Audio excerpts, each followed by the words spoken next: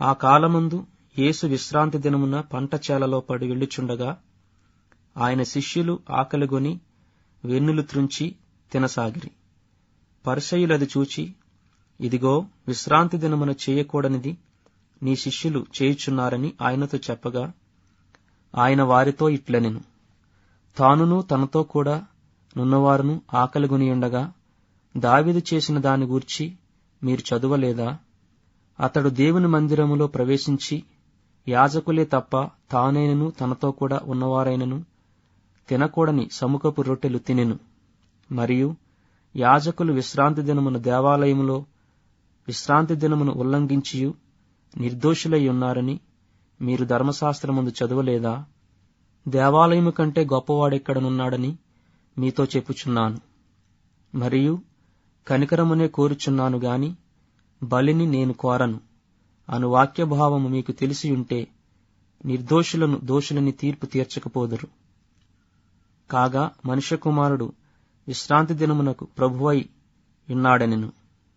ఆయన అక్కడి నుండి వెళ్లి వారి సమాజ మందిరములలో ప్రవేశించినప్పుడు ఇదిగో, ఓచు చెయ్యగలవాడొకడు కనబడెను. వారాయన మీద నేరము మోపవలెనని, విశ్రాంతి దినమున స్వస్థపరచుట న్యాయమా అని ఆయనను అడిగిరి. అందుకాయన, మీలో ఏ మనుషునికైనను నొక గొర్రెయుండి అది విశ్రాంతి దినమున గుంటలో పడిన ఎడల దాని పట్టుకొని పైకి తీయడా? గొర్రె కంటే మనుషుడెంతో శ్రేష్ఠుడు.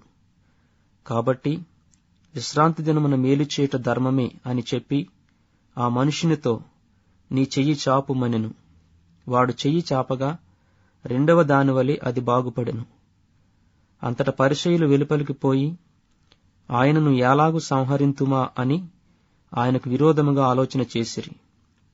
యేసు ఆ సంగతి తెలుసుకొని అచ్చట నుండి వెళ్లిపోయెను.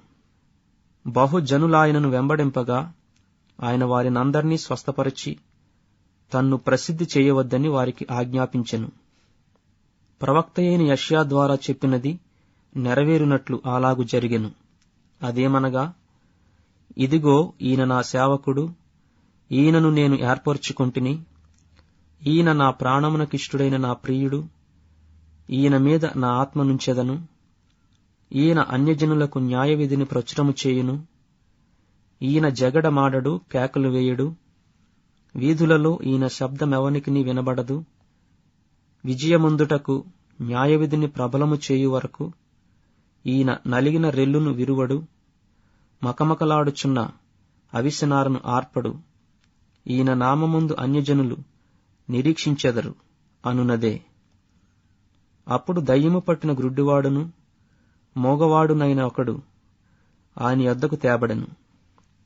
ఆయన వానిని స్వస్థపరిచినందున ఆ మోగవాడు మాటలాడు శక్తియు చూపును గలవాడాయెను. అందుకు ప్రజలందరూ విస్మయముంది, ఈయన దావీదు కుమారుడు కాడా అని చెప్పుకొనుచుండిరి.